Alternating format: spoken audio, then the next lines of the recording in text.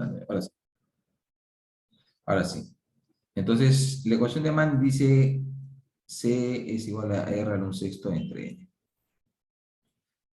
Ya está. Bueno, esto es lo que es la ecuación de Manning. Realmente la ecuación de Manning propone esto. La ecuación de Strickler propone esto. C es igual a K por R a la 1/6. Pero es lo mismo. Si se dan cuenta, K es la inversa de N y viceversa. Por eso es que ahora nosotros llamamos usualmente esto la ecuación de Manning-Strickler. Pero,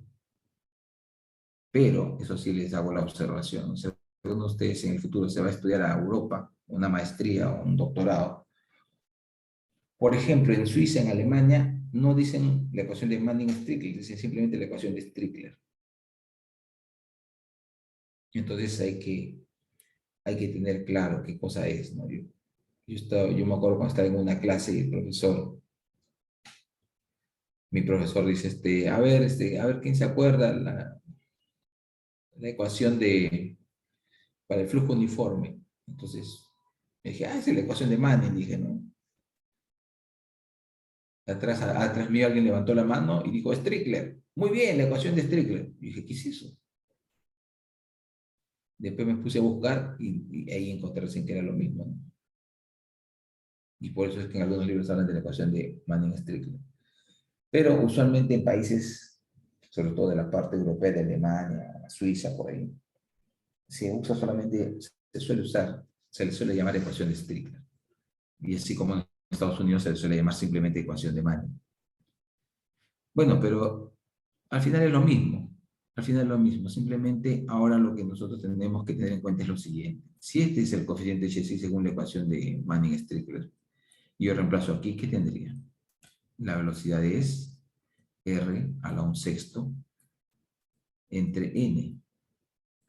¿Sí? Pero este radio, como está con raíz, puedo escribirlo como R a la 1/2 por S a la 1/2. Claro, R con R entonces puede operar, ¿no? 1/6 más 1/2, ¿cuánto será? 2 más 6, 8 sobre 12. 8 sobre 12, ¿no? Entonces, ¿cuánto sería esto? Sacando cuarta, quedaría 2/3.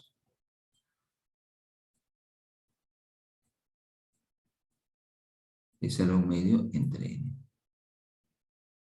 ¿Qué es lo que he hecho? He reemplazado esta ecuación de Manning-Strickler, que se utilizaba para calcular el coeficiente Hsí, lo he reemplazado en la ecuación de Hsí y he obtenido este resultado. Esta ecuación es lo que nosotros solemos conocer como la ecuación de Manning. ¿Qué cosa es? No es otra cosa que la ecuación de Hsí, donde hemos reemplazado la fórmula propuesta por Manning para el coeficiente de Hsí. Entonces, cuando hablemos nosotros de flujo uniforme, usualmente trabajamos con esta ecuación, con la ecuación de Manning, con esta versión de acá, con esto de aquí. No estamos descartando la ecuación de Hsí, estamos reemplazando un valor para hacer, y con eso calculamos. ¿Ok? Bueno, entonces, digamos que un poco por simplicidad, por facilidad, es que nosotros nos hemos ido a la ecuación, a esta versión de la ecuación de Hsí, que se suele llamar ecuación de Manning, ¿no? Entonces, bueno, con esa ecuación es con la que nosotros trabajamos, con la ecuación de Manning. Y con eso es que nosotros hacemos el análisis correspondiente para el diseño y dimensionamiento de canales. Para empezar, si queremos diseñar un canal, ¿qué es lo que tenemos que hacer? Primero, asumir un flujo uniforme. Si el flujo es uniforme, debemos usar la ecuación de Hsí. Pero, como he mencionado hace un momento, lo que hacemos es ahí reemplazar la ecuación de Manning. Entonces, lo que obtenemos, ese resultado, ese híbrido, a ese híbrido para calcular la velocidad es que le llamamos nosotros ecuación de Manning. ¿Ya? Recuerden eso. Es una ecuación básica para todo lo que es canales. B igual a R elevado a la 2/3 por la pendiente a la 1/2. Y esto sobre N. Esto es básico para nosotros. Muy bien, entonces lo que vamos a hacer es asumir un flujo uniforme y aplicar la ecuación de Mann. Perfecto. ¿Qué más? Deben verificarse condiciones de preferencia de flujos subcríticas y de velocidades bajas. ¿Esto con qué objetivo? Para reducir la posible erosión.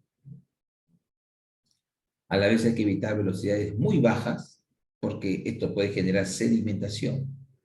¿Qué pasa si en un canal se empiezan a sedimentar, empiezan a precipitar los sedimentos? Bueno, si empiezan a por ejemplo, a precipitar los sedimentos aquí, lo que se va a hacer, lo que va a ocurrir es que se va a acumular aquí material. Entonces la sección ya no va a tener una altura Y como al comienzo, sino va a tener una altura menor. O sea, va a tener un comportamiento distinto.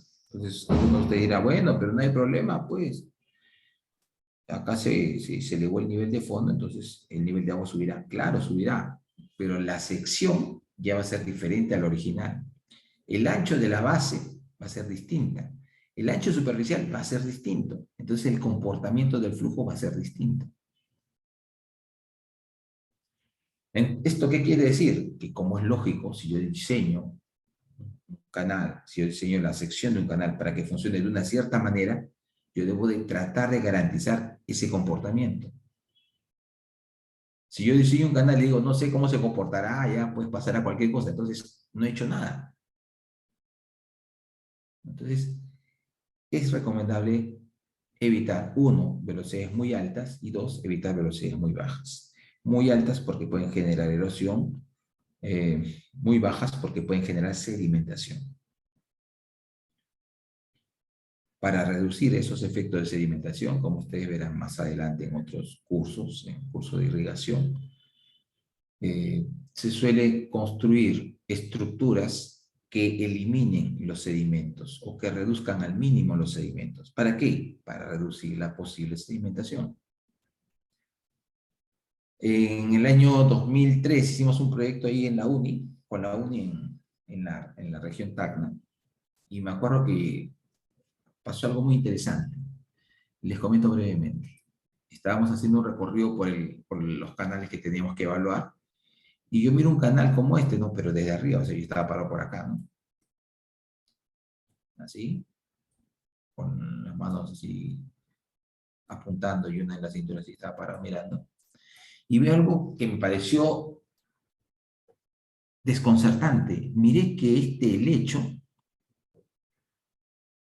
que todo era de concreto, se había erosionado tanto que la piedra estaba expuesta, o sea, la grava se veía. Saben que el concreto pues tiene grava, agregado fino, agregado grueso, ¿no? Y se veía la grava, pues, ¿no?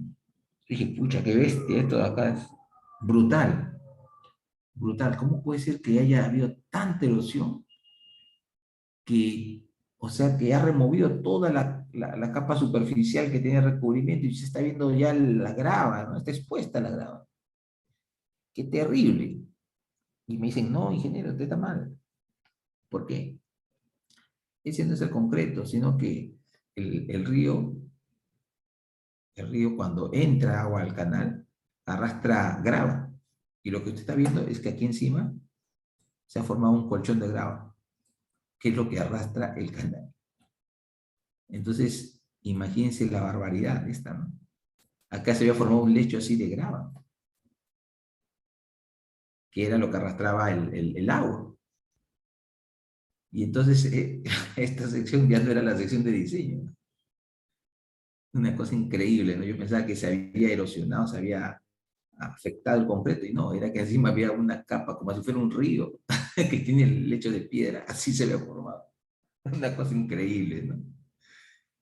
Y bueno, eso se evita en la vida real, a nivel ya de proyectos, eso se evita colocando al ingreso casi del canal cerca al río, una estructura llamada desripiador, en donde van a caer especialmente las gravas, para que ya no ingresen al canal.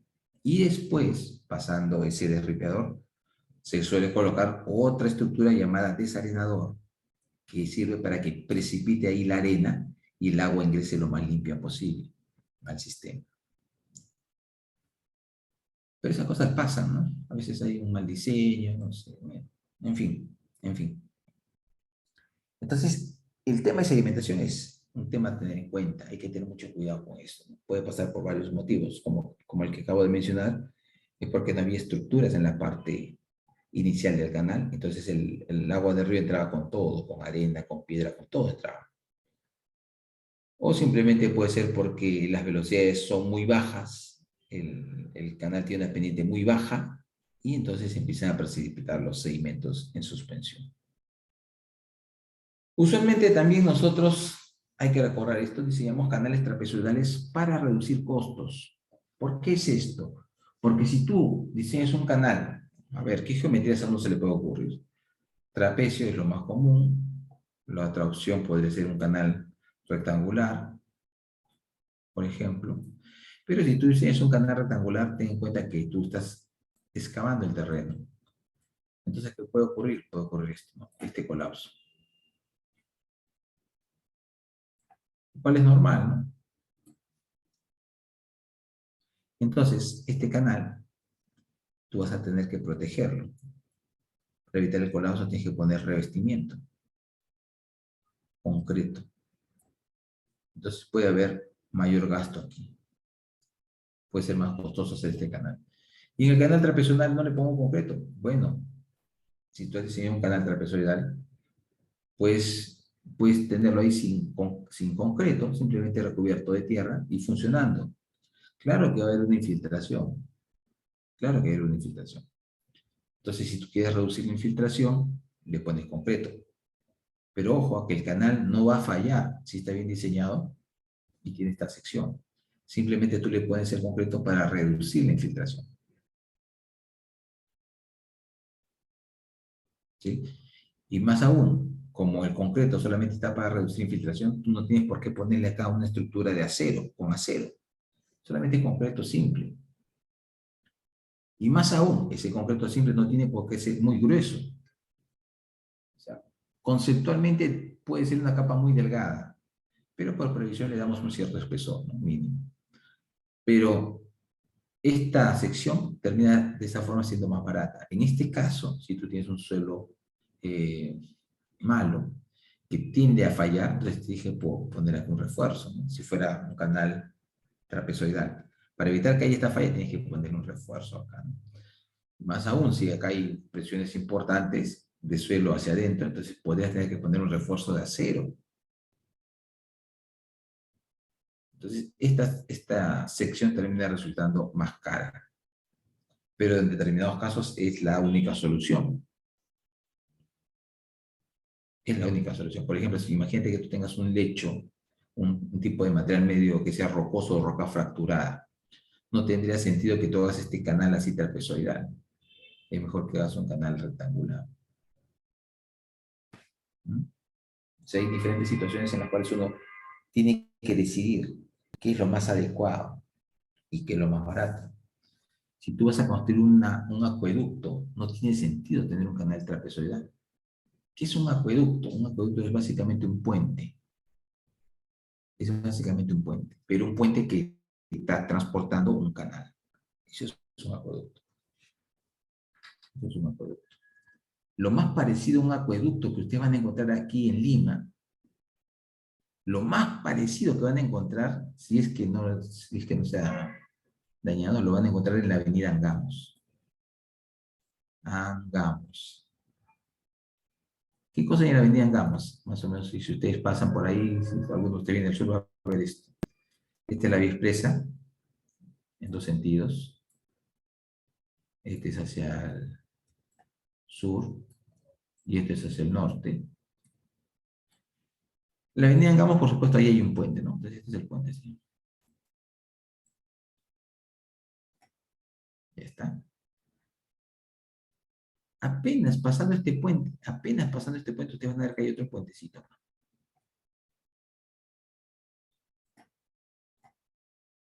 Chiquito, pero no es un puente peatonal. Es como una caja. Es como una caja. cerrado, ¿no? Esto es lo más parecido a un acueducto que van a ver por aquí, por Lima. Por ahí no estoy seguro si pasa una tubería o si pasa un canal. Pero esto es lo más parecido que van a ver acá en Lima. Básicamente eso es un acueducto. Tú tienes una quebrada. Tienes que hacer pasar un canal desde aquí hacia acá. Entonces, pilares por aquí, o cuantos sean necesarios, construyes tu plataforma y por ahí va el canal. Eso es un acueducto. Muy bien, entonces, resumiendo, hay que usar la ecuación de Manning, hay que verificar que las velocidades sean bajas, pero no muy bajas, para evitar sedimentación. Usualmente usamos secciones trapezoidales, y en estas secciones trapezoidales los taludes, por supuesto, van a depender del tipo de material. ¿Por qué? Porque lo que se busca es que el talud sea estable. Si entonces es un canal trapezoidal, por ejemplo, con un talud de 1 en 1, pero este suelo es arenoso, entonces ese talud va a fallar también. Ese talud va a fallar. Entonces, no has hecho nada, pues. No has hecho nada. Igual vas a tener un gasto innecesario. Recuerden eso, estos taludes dependen de el tipo de material. Aquí hay unos valores recomendados o, digamos, unos valores referenciales. Cuando tienes roca dura, pues, obvio que esto puede ser vertical, ¿no? Talud 0. Fíjense que el talud, este Z está referido siempre a esta horizontal, ¿eh? Y la vertical la mantenemos como 1. Si es roca fisurada, 0.5. Si son suelos cementados firmes, 1. Estamos hablando de suelos cementados firmes, ¿ah? O sea, no es cualquier suelo que, no, este suelo está duro. No, pues, tienes que evaluar la estabilidad de ese material. Cuando tienes tierra arcillosa, tierra arenosa o arena, igual no tienes aquellos valores referenciales. Fíjense que cuando hablamos de arena, los taludes tienen que ser de 2 o más. Puede ser 2, puede ser 3, ¿no? Dependiendo de cuán suelta es esa arena. Bueno, la ecuación de Manning, como ya mencioné a ustedes, es esto. Simplemente es reemplazarle esta ecuación a la ecuación de Cauchy y se obtiene esta expresión equivalente. En esta ecuación equivalente, que es la ecuación, esto es lo que se conoce como ecuación de Manning, más usualmente. En esta ecuación equivalente, n es un coeficiente llamado el coeficiente de Manning, que tiene dimensiones, ¿no? Fíjense que si ustedes en la parte superior dicen, este cerrado hidráulico está en metros, la pendiente es adimensional, ustedes tendrían que acá dimensionalmente tendrían lo siguiente. Metro a la 2/3 sobre n. Entonces, n, este n, tiene que tener dimensiones porque la dimensión de la velocidad es metros por segundo. Tiene que tener dimensiones, pues. Entonces, esta n tiene dimensiones. Como habíamos mencionado, me parece, la clase pasada, esta n, al tener dimensiones, lo que ocasiona es que nosotros tengamos que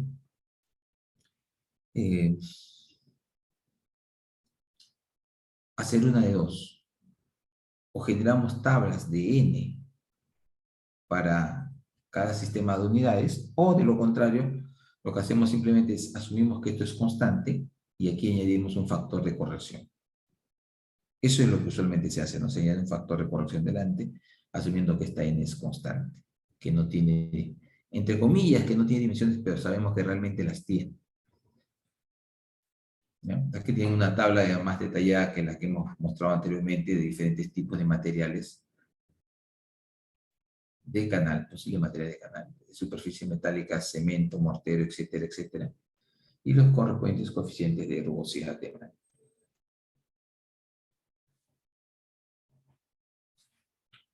Ahora, como usualmente cuando hablamos de canales revestidos, nosotros hablamos de canales revestidos con concreto, los valores que usamos usualmente están en este rango, entre el 0.013 y 0.014. Usualmente están en este rango, lo que nosotros usamos. En la vida real, cuando ustedes diseñen, ¿qué valor utilizan? El que ustedes definan como el material que se va a utilizar. Pero alguien dirá, voy a usar concreto, pero acá hay varios tipos de concreto. Está bien, pues tú defines cuál es el que vas a usar. Usualmente vas a trabajar con cierto acabado, entonces puedes hablar de concreto liso y esto es .03. Ya está. Con eso trabajas. Listo, no tengas problemas. ¿Ok? Bueno, entonces esta es la ecuación de Manning nuevamente. Para el sistema inglés hay que poner un factor de corrección que es este que está aquí. Ustedes pueden usarlo según consideren. ¿Ya? Es obvio que nosotros trabajamos en el sistema internacional, ¿no? Pero si ustedes por ahí se van a radicar a Canadá, puede ser que estén trabajando en el sistema inglés, ¿no? O puede ser que se vayan a Holanda. El otro día conversaba con una amiga que vive en Holanda y me decía, ¿por qué no te vienes para acá? Me decía, porque acá hacen falta muchos ingenieros civiles. No hay suficientes ingenieros. O sea, de repente alguno de ustedes dice, me voy a Holanda, ya está. Te vas a Holanda y te vas a trabajar y de repente, no sé, ahí la verdad que no sé en qué unidades trabajan. No sé si es el internacional o el inglés u otro, pero bueno. Simplemente tienes que adaptarte, ¿no? Hacer las correcciones del caso, las fórmulas cambian ligeramente y trabajas con eso. Muy bien, entonces, un detalle importante es el siguiente, ¿no? Como dije hace un momento, la fórmula de Manning, la ecuación de Manning se utiliza porque es la más simple.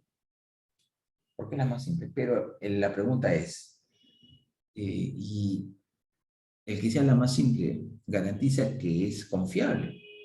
Bueno, justamente eso anotamos, por ese motivo anotamos este comentario. Fíjense, la fórmula de Manning es aceptable para valores intermedios de rugosidad relativa, pero su exactitud disminuye con números de Reynolds bajos.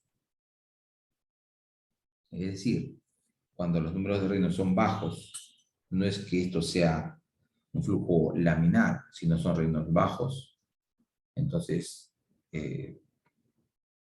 no se recomienda su aplicación.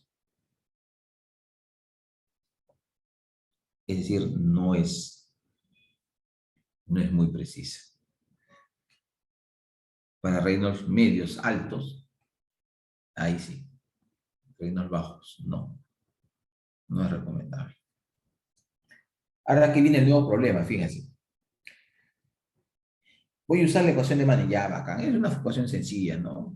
En el sistema internacional, el radio hidráulico por la pendiente, ya, esto es fácil. Ok, el problema es N. Pero acá tengo esta tablita, acá está, mira, superficie metálica, cemento liso, concreto liso, está. Con esto es suficiente, mira, superficie asfáltica, tierra limpia, tierra gravosa. Ajá, perfecto. Ya, pues, pero hay un problema. Hemos dicho que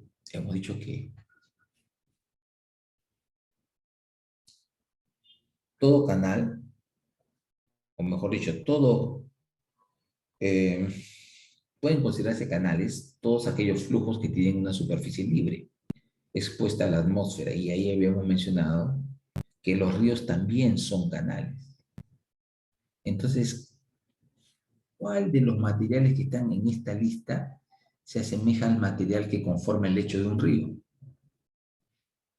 Ahí viene el problema. ¿Por qué? Porque el lecho de un río es muy variable. En algunos casos está recubierto con piedra, con bolonería. En otros casos puede tener algo de vegetación. En otros casos puede ser arena gruesa, puede ser gravilla. Entonces, ¿cuál de estos se adecua mejor? ¿Qué valor puede utilizar? Ahí viene el problema. Ahí viene el problema. Entonces, debido a que existe, en el caso de canales sin recubrimiento, especialmente los ríos, debido a que existe una gran variabilidad de situaciones, tenemos que buscar métodos alternativos. Está bien, vamos a usar la ecuación de Manning, pero esta tabla es insuficiente. Necesitamos una forma de estimar el valor de n de forma confiable. Entonces, una metodología recomendada en Estados Unidos es este método, que es el método de Cowan. ¿Qué es lo que propone el método de Cowan? El método de Cowan dice lo siguiente: el coeficiente de rugosidad de Manning este coeficiente n, es la suma de efectos. Es una suma de efectos, o debería considerarse como una suma de efectos. ¿De qué efectos? De todos los posibles efectos que se encuentren, que intervengan en un canal. Por ejemplo, uno es la rugosidad. Está bien, pues. Uno es la rugosidad. Dos.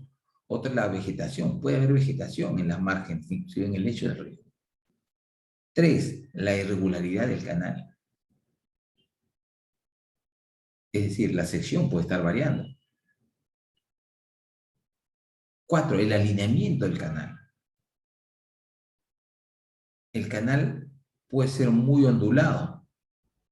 Estamos hablando de canal en general, pero quizás esto sea más adecuado enfocarlo como si fuera un río.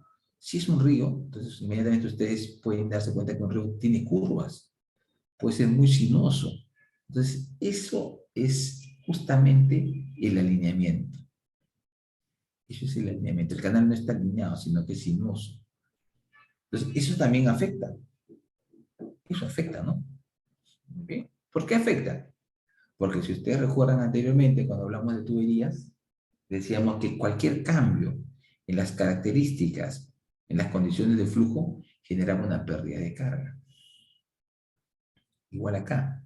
Cualquier cambio en las condiciones, en las características del canal, afecta el flujo. Entonces, este flujo, en este caso, lo estamos evaluando desde el punto de vista de la velocidad, y hay que ver qué situaciones pueden afectar esa velocidad. El alineamiento va a afectar la sinuosidad, ¿verdad? La posible sedimentación o socavación que ocurre en el canal va a afectar. Posibles obstrucciones que haya en el recorrido del canal va a afectar. Por ejemplo, es normal que ustedes en un río, ustedes tengan esto así, ¿no? Este es el río, el flujo está yendo en esta dirección, y aquí en medio hay una roca enorme. ¿No? ¿No les ha pasado a veces cuando han ido de repente de paseo, de repente a Chosica o a Lunahuaná, o de repente si son de provincia, que hayan estado en algún, vivan cerca de un río, que ustedes quieran cruzar el río y van saltando de piedra en piedra? Entonces, estas piedras, estas rocas que están ahí en medio del río, lo que generan es ¿qué cosa? Divisiones temporales del flujo. Distorsión en la velocidad. ¿Sí? Entonces, estas obstrucciones afectan también la velocidad del río o del canal en un sentido general. La forma, el tamaño de ese canal igualmente definen y afectan cuál es la velocidad del flujo que va a circular por ahí. Además, el nivel de la superficie del agua, el caudal, los posibles cambios estacionales que se puedan presentar, etcétera, etcétera. Todo eso son posibles agentes externos que afecten los niveles, los volúmenes de agua, las velocidades y por tanto los coeficientes de Manning. Entonces, Cowan propone lo siguiente. Como dije, este coeficiente de rugosidad es la suma de diferentes efectos. Propone un coeficiente n sub 0, que digamos que es el coeficiente básico, sobre el cual tú le vas a añadir los demás efectos. Entonces, este n sub 0 es un valor básico, que corresponde a condiciones ideales: un canal recto, con sección uniforme, liso, sin materiales naturales involucrados, es decir, vegetación en los bordes, ¿no? Sin vegetación. Son condiciones ideales. Ese es, digamos, el coeficiente de rugosidad de Manning más básico, el ideal, el elemental, digamos. A esto le añade 4 coeficientes posibles. No todos a la fuerza los vas a añadir. Si hay, si no hay, no hay. Punto. ¿Qué cosa es N1? N1 representa los efectos de las rugosidades superficiales. N2 representa las variaciones en la forma y el tamaño de la sección transversal. En un río, la sección transversal cambia de tramo en tramo. No es constante. Inclusive de metro a metro puede estar cambiando. N3 representa las posibles obstrucciones que puedan estar afectando el flujo. N4 representa el efecto de la vegetación que puede haber en las márgenes o en el fondo del canal. Y este M5 es un factor que representa los efectos de la sinuosidad del canal, de los meandros que puede haber en el canal o en el río. Ahora, ¿de dónde saco estos valores N1, etcétera, etcétera? Tablas, ¿no? Por ejemplo, aquí, el N0, que es el valor básico, digamos, el mínimo, sobre el cual se añaden los efectos. Para este caso tenemos 4 valores, correspondientes a 4 tipos de material: tierra, corta en roca, grava fina, grava gruesa. Sobre eso añadimos estos valores, que son los básicos. Para el N1, que representa, como dijimos aquí hace un momento, el efecto de las rugosidades superficiales.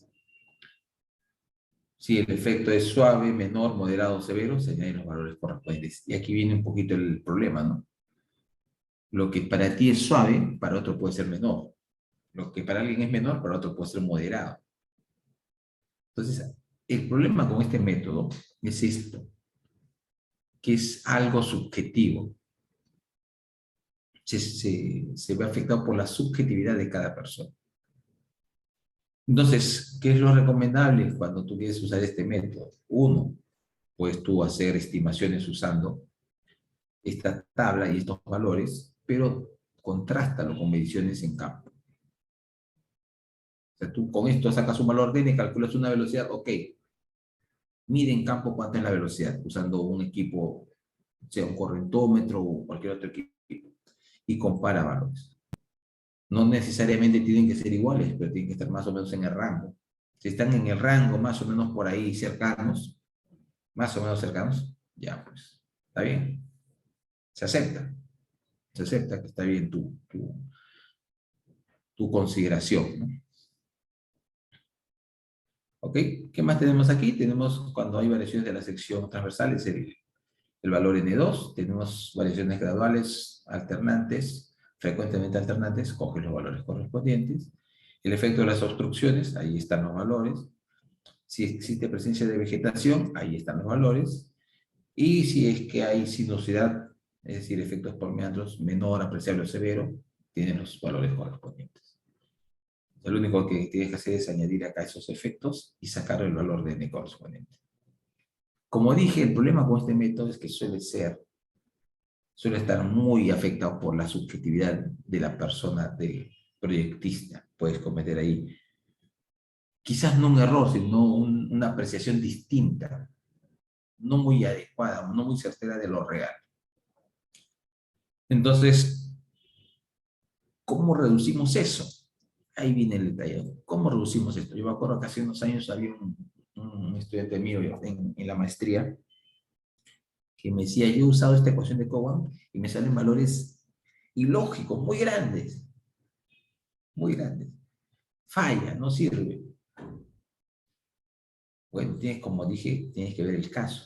Si es que tú te das cuenta que esto tiene valores o arroja valores muy grandes, puedes hacer una comparación, hacer una medición en campo y contrastar. Sí, efectivamente esto está muy grande, ok. ¿Qué puede haber pasado? Que he cogido mal los parámetros. Ajustas tus parámetros.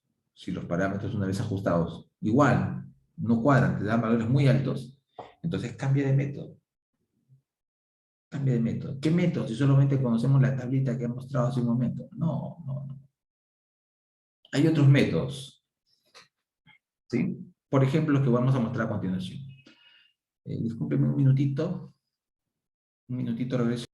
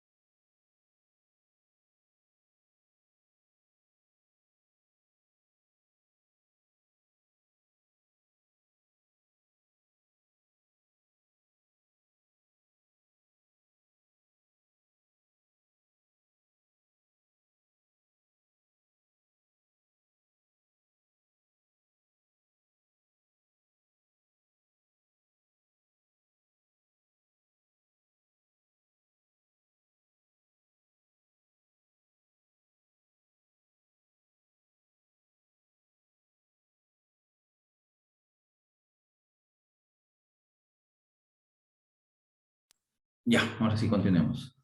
A ver aquí, en el chat dice.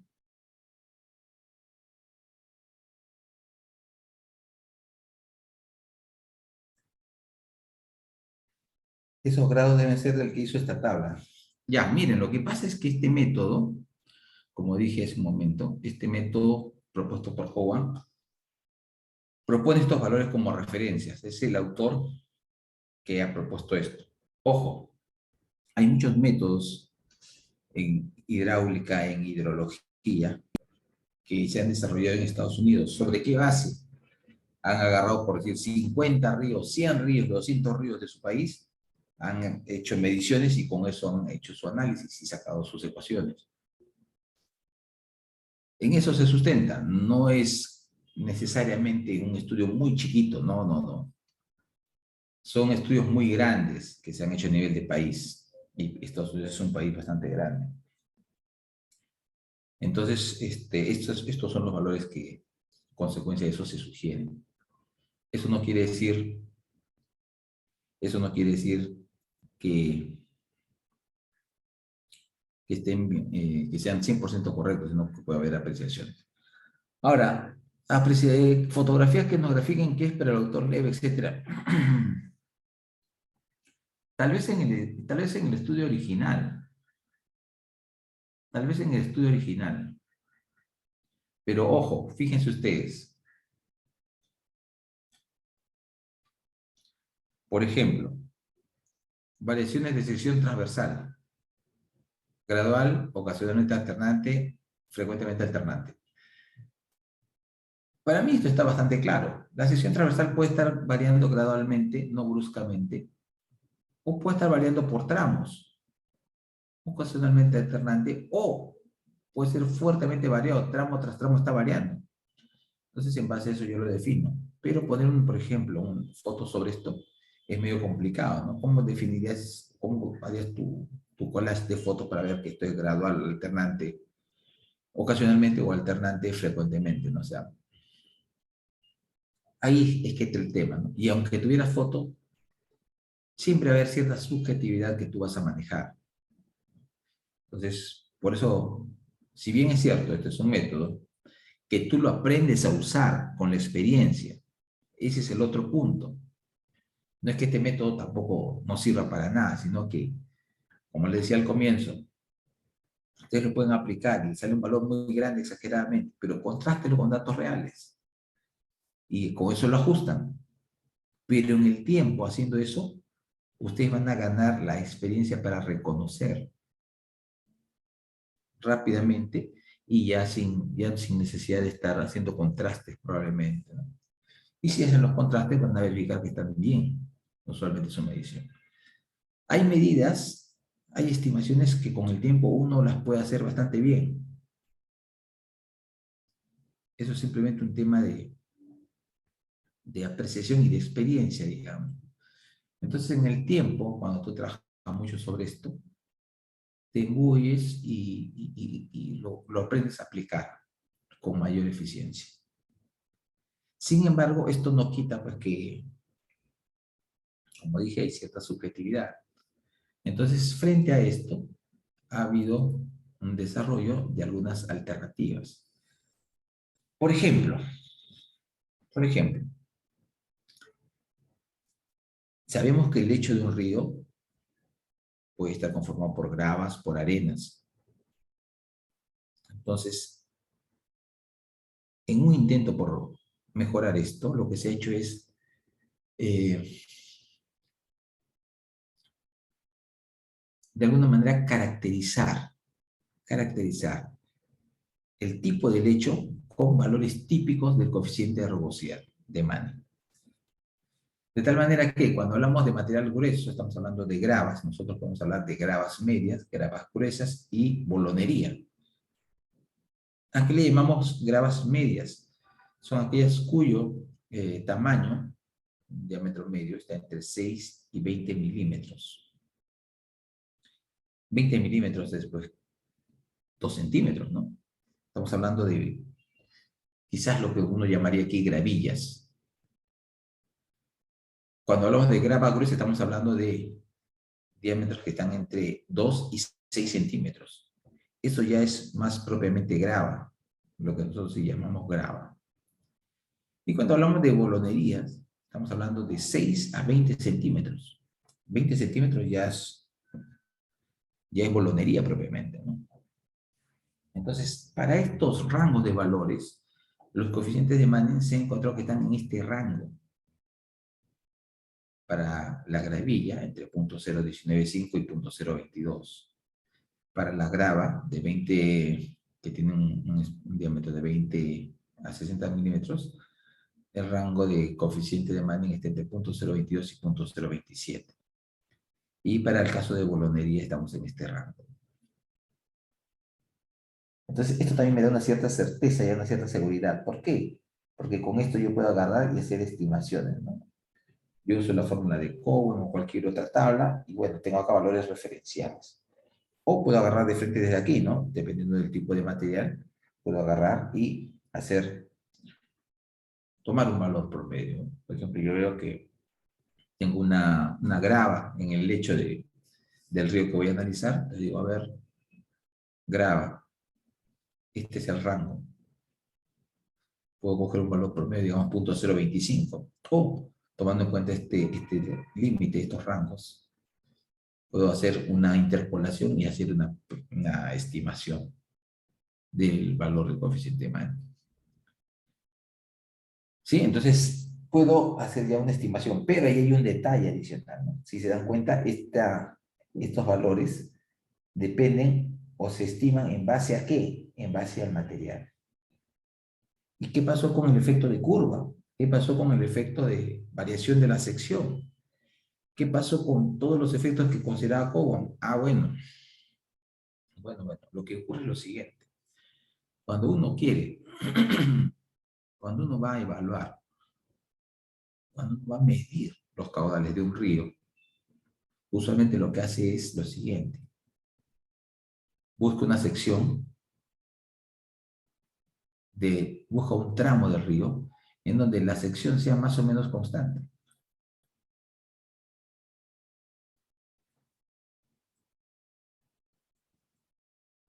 Y allí es donde se hace la medición. Entonces, si tú asumes o buscas una sección con esa característica que sea más o menos constante y aplicas esta consideración, vas a tener un resultado bastante adecuado.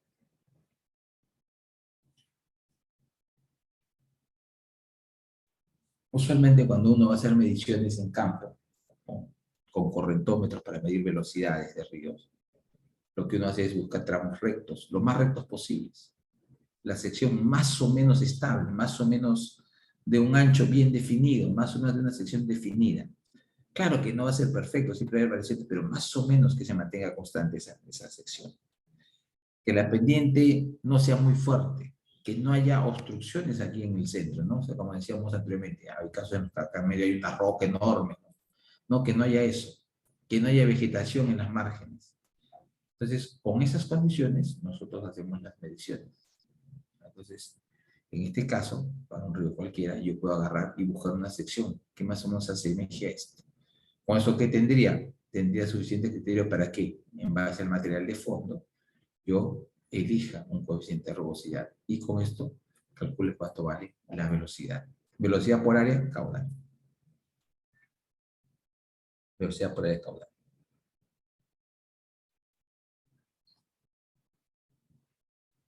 Ahora, hay otro detalle adicional. Diversas investigaciones han encontrado que cuando tenemos ríos con lecho acorazado, ¿qué cosa es un río con lecho acorazado? Es un río cuyo lecho está cubierto de bolonerías. O sea, el material que se ha depositado en el fondo es como si hubiese creado una coraza. Básicamente es piedra, pues, ¿no? Es lo que llamamos piedra. Son bolonerías. Entonces, algunas investigaciones han mostrado que en lechos acorazados, lechos acorazados, ya no depende la rugosidad de la granulometría. Ya no depende de esto. Entonces, ¿de qué depende? Depende solamente de la pendiente y del radio hidráulico. Por ejemplo, está esta ecuación, que es la ecuación planteada por Jarrett en 1984.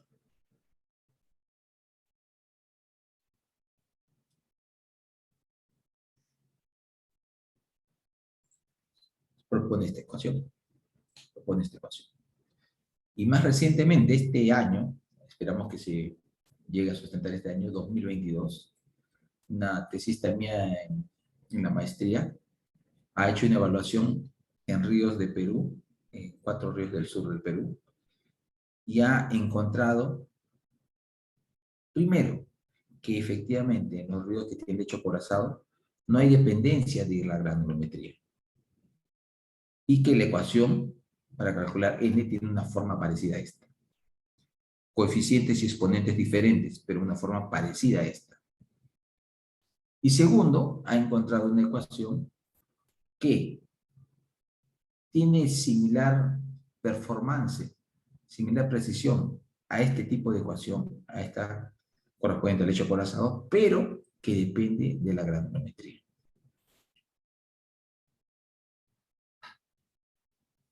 O sea, ha desarrollado 2 ecuaciones.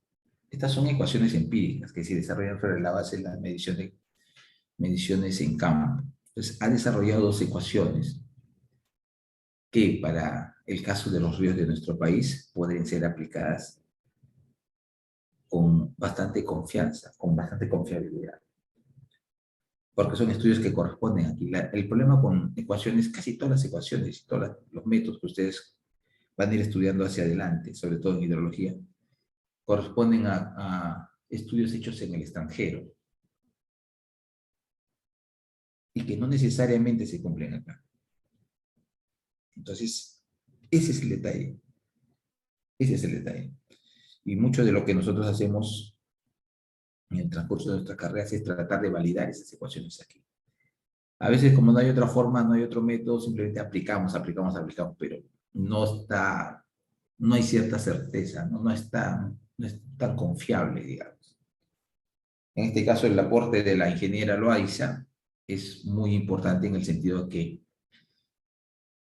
desarrolla un par de ecuaciones que son aplicables a ríos de nuestro país, ¿no? Con las restricciones del caso. Siempre toda ecuación empírica tiene restricciones.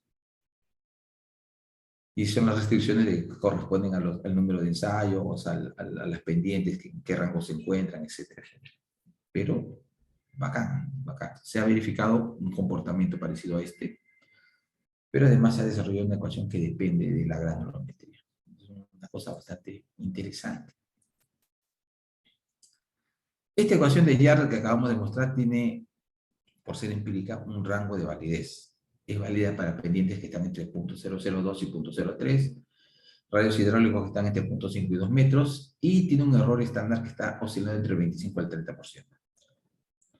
25 al 30%, ¿no? Bueno, es un error considerable. Pero, cuando hablamos de la ecuación de Manning, usar la ecuación de Manning para estimar caudales, 25 o 30% es un valor relativamente bajo. Entonces no hay por qué asustarnos tampoco. Además de esta ecuación de Jarrett y la tablita que hemos mostrado anteriormente, hay otras ecuaciones más antiguas que también pueden aplicarse, que estiman o definen el coeficiente de Manning en función a un diámetro característico. En función a un diámetro característico. Como ustedes pueden ver aquí, tenemos la ecuación de Meyer-Peter-Müller, de Raukivy, etcétera, etcétera. Hay diferentes ecuaciones que se han ido desarrollando con este objetivo. ¿Y esto es por qué? Porque, bueno, es una necesidad, pues. Ahora, estas ecuaciones, por supuesto, ustedes pueden tratar de desarrollar en alguna de ellas, o de encontrar alguna ecuación nueva. El criterio es relativamente simple. Aquí les voy a compartir una diapositiva de una presentación que hice hace poco, que de alguna forma resume lo que ha hecho la ingeniera Loaiza. Entonces, bueno, este es el nombre de la tesis que estaba asesorando. Y el criterio es este, miren. Este es el coeficiente de Chezy, de acuerdo a Manning. 1 sobre n por r a la 1/6. ¿Sí? Muy bien. Pero además nosotros habíamos visto que si tomamos en cuenta la ecuación de la velocidad media de un flujo intermedio entre liso y rugoso, lo podíamos igualar, esa ecuación, podíamos igualar la ecuación de Chezy y obteníamos un valor del coeficiente de Chezy, considerando que el flujo era, que la conducción era intermedia entre lisa y rugosa. Pero si asumimos simplemente que es rugosa, entonces este sería el coeficiente de Chezy. Como se supone que todos son iguales, tienen que ser iguales, entonces igualamos y vamos a encontrar una expresión como esta. N es igual a una función del radio hidráulico entre K por K a la 1/6. Llegamos a esta relación. Entonces, todo se va a reducir a estimar este valor de phi. Este es un primer análisis que uno hace para poder construir esta ecuación, ¿no? Fíjense, fíjense, en esta parte de acá. Esto es lo que me interesa mostrar, esto de acá. ¿Qué dice? Phi, n es igual a phi r sobre k por k a la 1/6. Supóngase que este phi que está acá, voy a poner un valor, ¿ya? 0.002. ¿Cómo quedaría esta ecuación? Quedaría así. N igual a 0.002 k a la 1/6. ¿Sí? Entonces, ¿qué cosa es este k? Es la rugosidad absoluta, ¿no? Bueno, pero ¿cuál es la rugosidad absoluta acá? ¿Cuál es la rugosidad absoluta acá?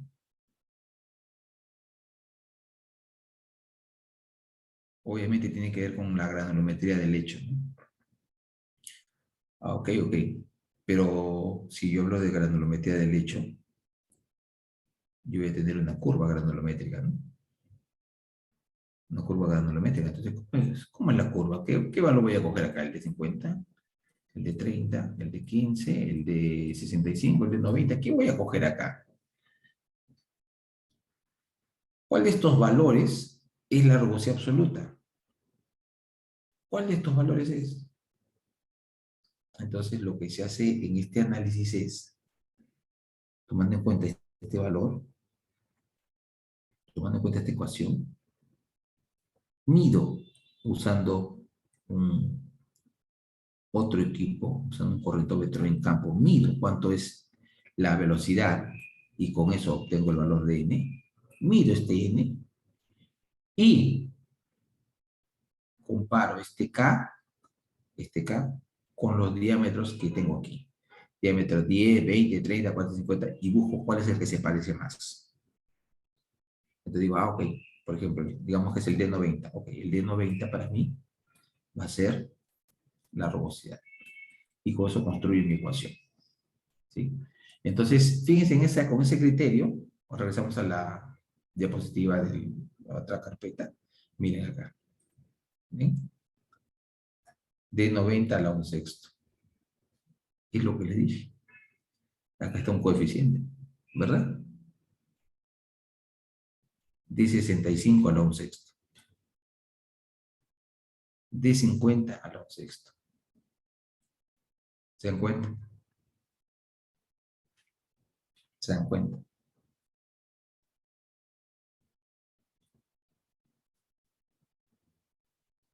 ¿Sí? Entonces, de esa forma, con esa metodología, uno puede encontrar ecuaciones que permitan estimar cuánto vale n en función al diámetro, a un diámetro característico. Y ese diámetro característico representa a la rugosidad de ese lecho. Entonces, todas estas ecuaciones se han encontrado de esa forma. Todas estas ecuaciones se han encontrado de esa forma. Ahora, también es cierto que yo puedo decir, a ver, el diámetro característico es de 65, por ejemplo, ¿no? Pero, ¿qué pasa si le quito este exponente y este exponente más bien le llamo m, y hago una regresión para tratar de llegar a un valor más ajustado. Acá está esto. Recuerden que si yo divido 1 entre 6, ¿cuánto me sale? 1 entre 6 sale 0,1. Esto es 6 por si acaso. Sale 6, queda 4, 40. Sale acá 6, 6, 6. Sale así, ¿no? Fíjense que ese valor se parece mucho a este otro. ¿Por qué? Porque han dicho lo que acabo de mencionar. Ok, definí que el de 50 es el mejor. Lo reemplazo y después regresiono para tratar de mejorar este coeficiente. Que ya no sea un sexto, lo regresiono. Y listo. Fabuloso en una ecuación. Entonces, así ustedes van a encontrar diferentes ecuaciones. Diferentes ecuaciones. Pero, como hemos mencionado hace un momento, cuando hay lechos acorazados,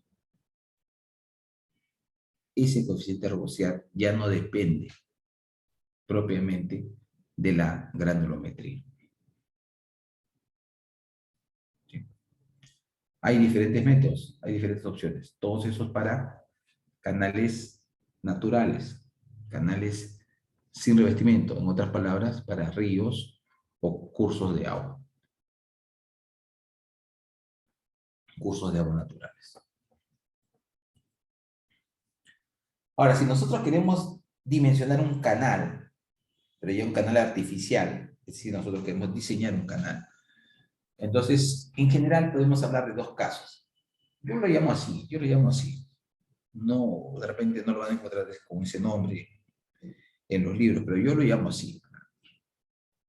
Yo discrimino dos casos. Uno, el caso A, que es la modificación de un canal.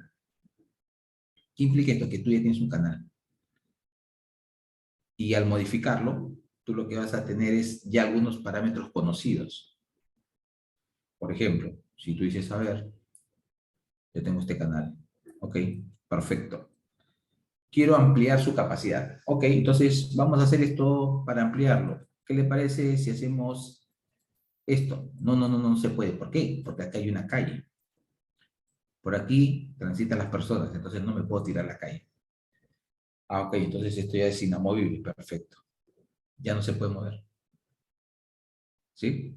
Entonces ya tienes aquí digamos que un ancho que no se puede cambiar. ¿Qué tendrías que hacer? De repente tendrías que hacer esto.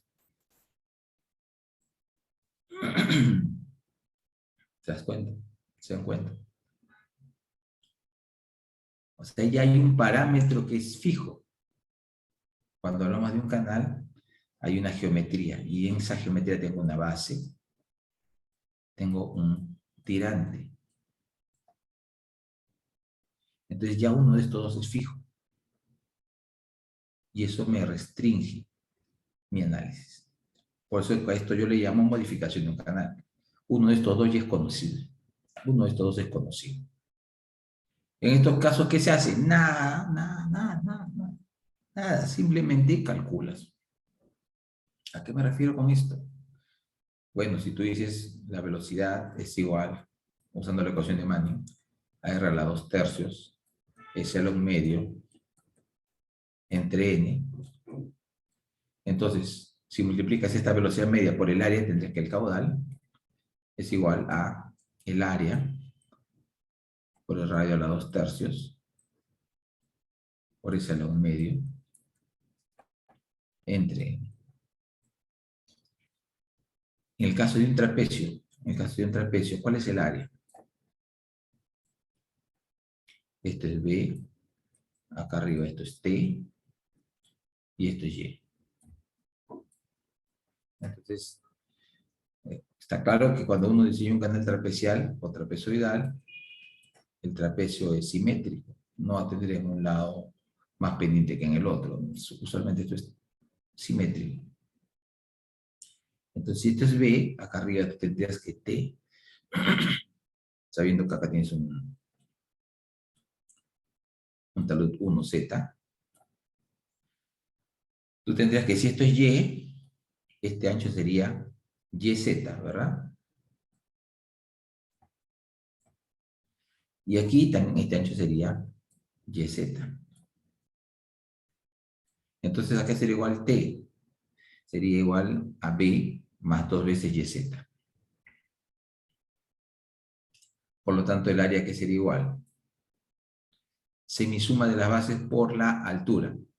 ¿Cuánto sería la semisuma de las bases? B más 2YZ entre 2.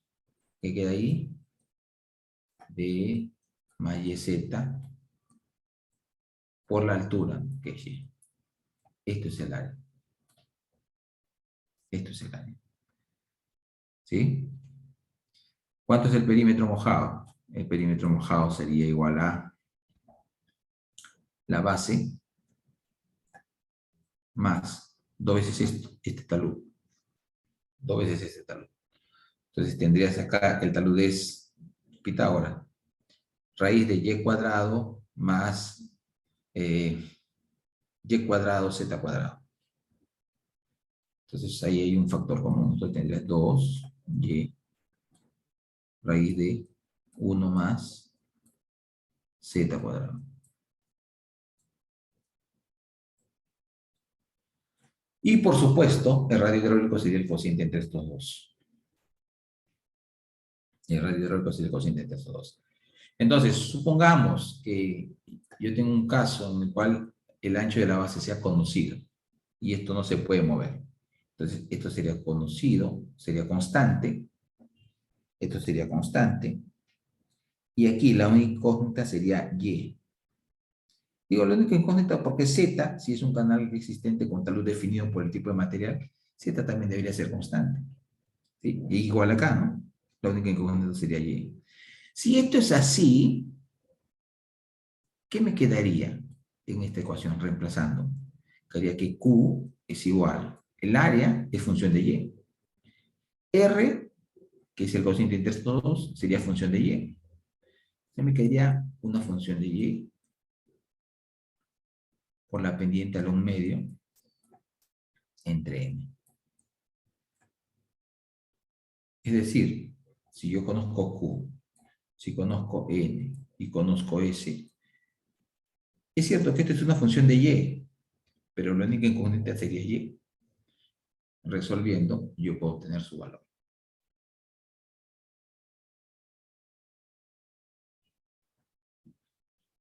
Eso lo puedo hacer por iteraciones sucesivas o lo puedo hacer simplemente resolviendo la ecuación con Newton-Raphson o con lo que ustedes consideren. Ya está. Listo. Antiguamente, ¿qué hacíamos cuando yo era estudiante? Cuando yo era estudiante, a mí me sorprendía mucho de las cosas. Yo, boquiabierto, miraba los métodos. ¡Oh, qué maravilla! Decía. ¿Qué hacíamos antiguamente? Antiguamente hacíamos lo siguiente. Como les digo, este método que estoy explicando ahorita, esto lo haces en tu calculadora. Como conoces A y el perímetro, reemplazas y te queda esta función, resolver y te sale Y. Listo, se acabó. No hay más que hacer. No hay más que hacer. ¿Qué es lo que hacíamos antiguamente? Antiguamente se hacía lo siguiente. Esta es la ecuación del caudal. Caudal es igual a A por R a la 2 tercios es el 1 medio entre N. Entonces despejabas y te quedabas con este factor A R a la 2 tercios y por aquí te quedaba Q por N entre S a la 1 medio. Estos tres datos eran conocidos. Estos dos son la función desconocida, que depende solamente de Y, para el ejemplo que explicaba. ¿Sí? Entonces, esto era conocido, esto es desconocido. Caudal entre S a la 1 medio. Esto es adimensional. N sí tiene dimensiones. Para que este cociente sea dimensional, lo dividimos todo entre B a la 8 tercios. ¿Por qué entre B? Porque la base, en este caso, se está asumiendo que es conocida. Entonces, esto era calculable. Y esto, bueno, no se conocía este producto, ¿no? Lo que hacíamos en este caso entonces era agarrar e ir a un gráfico. En este gráfico reemplazábamos, buscábamos este dato. AR a la 2 tercios entre B a la 8 tercios. Buscábamos aquí y teníamos un conjunto de curvas. Cada una correspondía a un determinado talud. Por ejemplo, supongamos que este cociente me salía 1 y el talud era 0.5. Subía por aquí, Z 0.5, acá está. me desplazo horizontalmente, y decía acá, ya, y entre B es 1 punto, un poquito más arriba, ponle 1.1, ya está. Si Y entre B es 1.1 y tú conocías B, entonces inmediatamente tenías Y, que es el tirante. Y estaba resuelto tu problema, ¿no? Porque ya tenías toda la dimensión de la sección. Este método gráfico, que es el que yo usaba cuando era estudiante, por supuesto, ahora con las calculadoras ustedes ya no lo necesitan usar, pero también es cierto que no quita que si lo usan, vayan a tener un resultado correcto. No es que si lo usan van a salir, va a ser un resultado malo, no. Van a tener un resultado suficientemente correcto. Recuerden cuando usaban el diagrama de Moody, ¿no? Yo los valores de reino los redondeaba. ¿Por qué? Porque ya no tienes más visión. O sea, la visión ya no te permite eh, más detalle. Sin embargo, los resultados eran suficientemente buenos. Con las ecuaciones comparabas y salía casi lo mismo, ¿no? Entonces, es igual, es igual, ¿no? Entonces, este método es el método que usábamos antiguamente, pero actualmente ustedes pueden simplemente resolver la ecuación de Manning. ¿Dónde está? Pueden usar la ecuación de Manning nada más, con el caudal acá, perdón, y listo. Se acabó, ¿no? Entonces, queda de ustedes, queda de ustedes, ¿no? Yo personalmente, ¿qué es lo que hago? Yo uso de frente la ecuación de Manning. Yo no utilizo este gráfico más. Este gráfico siempre lo muestro, pero como, casi como una anécdota, para que vean cómo era antiguamente. Y la suerte que tienen ustedes de ahora de vivir en un mundo de computadoras y todo eso, ¿no? Bueno, el segundo caso que yo discrimino es cuando tú vas a tener un canal nuevo. Si tú vas a dimensionar un canal nuevo, si tú vas a diseñar un canal nuevo, eso quiere decir que no hay nada, no hay restricciones, ningún tipo de restricción. Es todo absolutamente nuevo. Es más, tú puedes hacer su trazo en planta. Entonces, ya que todo es nuevo, tú defines todo. Entonces, en este criterio, bajo este criterio, lo que uno hace es tratar de buscar la sección que, si tú tienes un caudal que quieres transportar, la sección más pequeña que te permita transportar ese caudal.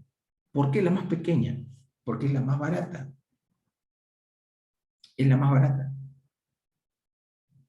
Imagínate que tú quieres transportar, por decir algo, un caudal de 1 metro cúbico por segundo. Y se te presentan 3 postores. Uno te dice, mire señor, con este canalito, yo te transporto ese 1 metro cúbico por segundo. Esto que tenga 2 metros y esto 1 metro, por decir algo, ¿no? Viene y te dice, yo se lo transporto con un canalito que tiene 4 metros de base y 2 metros de tirante. Y viene otro que dice, bueno, para asegurarnos que pase el caudal, yo le voy a construir eso, un canal que sea rectangular, que tenga 4 metros y 2 metros. Entonces, si los tres tienen la capacidad de transportar este volumen, entonces, ¿por qué yo tendría que construir un canales tan grandes? Es cierto que por aquí va a pasar un cubo también, ¿no? Pero voy a gastar más. Entonces, ese es el criterio que se maneja aquí. ¿Cuál es esa sección óptima que te va a permitir transportar este caudal, pero con el menor tamaño posible? Eso implica reducción en el costo. ¿Sí? Entonces, eso es lo que se busca hacer aquí. A esto le llamamos el criterio de máxima eficiencia hidráulica. Es la máxima eficiencia hidráulica. Entonces, el criterio acá es muy simple. ¿Cuál es el caudal o cuál es la sección que va a poder transportar el mayor caudal posible para esa sección pequeña? Es la sección que tenga un menor perímetro. ¿A qué nos referimos? Fíjense aquí en la ecuación de Manning. Si yo despejo aquí el área, fíjense que yo voy a tener que hacer lo siguiente. Primero, este radio hidráulico es el área entre el perímetro. Entonces yo reemplazo aquí el radio hidráulico por área entre perímetro y despejo para tener solamente el área, tendría este valor, esta expresión. En esta expresión el caudal es constante, n, la rugosidad del material es constante, y S, la pendiente del canal es constante. Entonces, esto es constante. Esto sería igual entonces a un K por P a la 2/5. ¿Qué significa esto? Que el área depende del perímetro. Entonces, la menor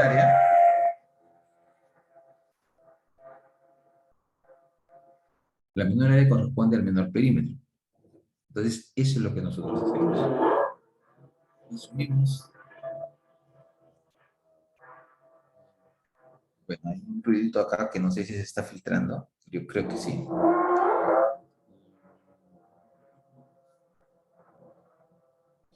Bueno, espero que se calme pronto ese ruido. Entonces, nosotros aceptamos que el área menor, corresponde al perímetro menor. Y a esa sección le llamamos la sección de máxima eficiencia hidráulica. Entonces, ¿cuál es la sección que tiene menor perímetro? O sea, imagínense ustedes, tengo un área, digamos, de 2. No tengo 2 metros cuadrados. A ver. Sí, a ver, un ratito, voy a ver si... Vamos a borrar esto. Voy a ver si me consigo unos audífonos para ocultar el ruido un poquito. Un ratito.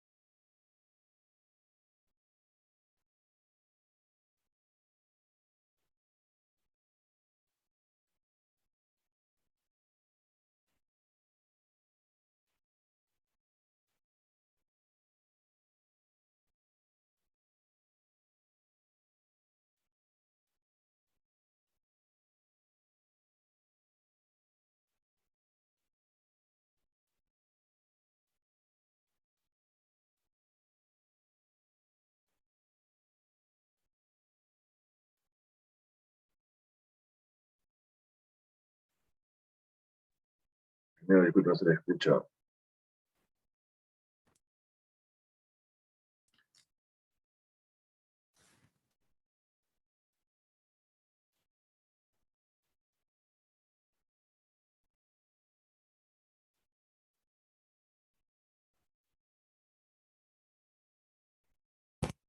A ver, ¿ahora sí se escucha?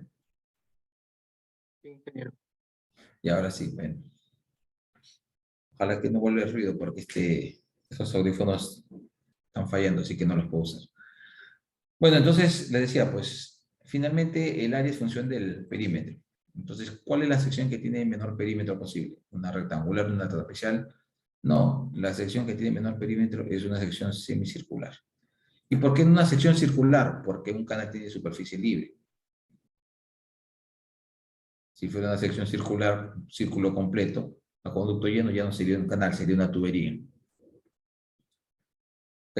Entonces, esto corresponde a una sección semicircular. Pero en la práctica construir una sección semicircular para un canal es complicado. Esto es complicado, ¿no? ¿Por qué? La forma. ¿Cómo le das esta forma? Una opción sería tratar de hacer una excavación y plantar moldes a medida de huellas para ir jalando la sección, ¿no? Pero es complicado, lento. Entonces, trabajar con este tipo de secciones no es práctico. Otra opción de repente sería agarrar una tubería o un tubo de dimensiones grandes y cortarlo por la mitad e instalarlo así de frente. Puede ser. Esa puede ser una opción interesante. Puede ser. Pero esto puede resultar siendo más costoso. Es un tema que habría que evaluar. Finalmente, la sección que es más práctica bajo todas las circunstancias, termina siendo la sección trapecial. Pero entonces, ok, es una sección trapecial, pero ¿cómo le puedo aplicar a esta sección trapecial el concepto de máxima eficiencia hidráulica?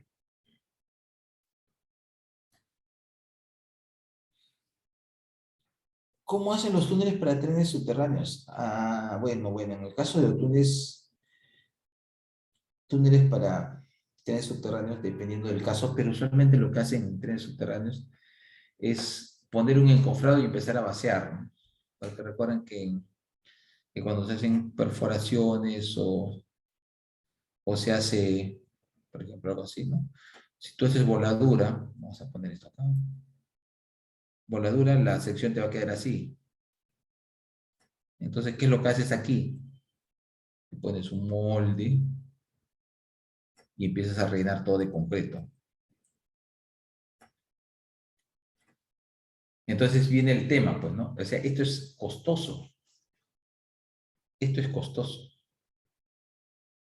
Por eso les digo, ¿no? Esto puede terminar siendo mucho más costoso. Uno diría, bueno, pero va a ser la mitad más. Hasta aquí, ya, ok. Pero este es el problema, ¿no? Darle esta forma. ¿Cómo le haces esto? Haces una sobreexcavación, pones el molde y después rellenas adentro con concreto.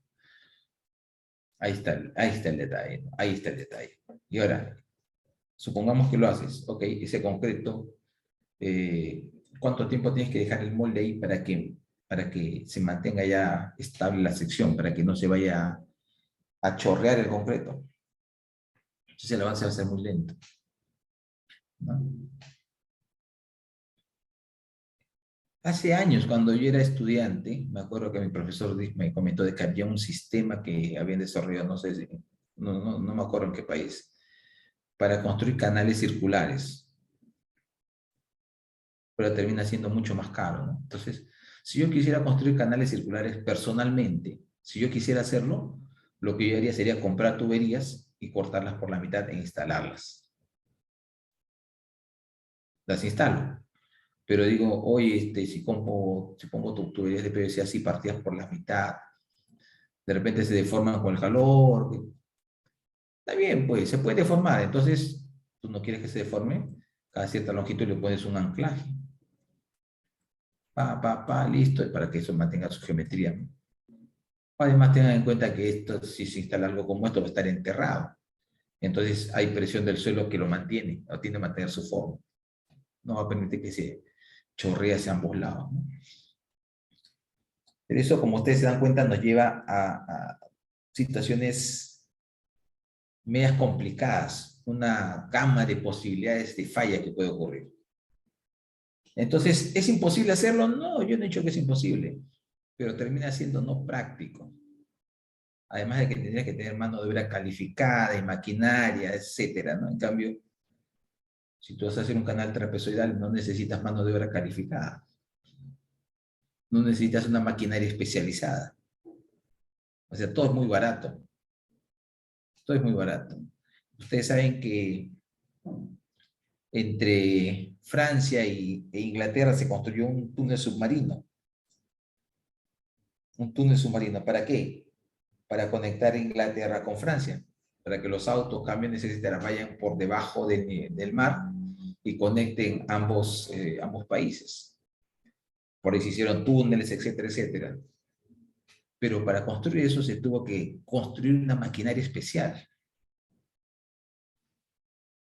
Esa maquinaria que se construyó especial, ese es, digamos, el precedente de lo que más recientemente se está usando para hacer perforaciones para, por ejemplo, para el tren eléctrico, cosas así, ¿no?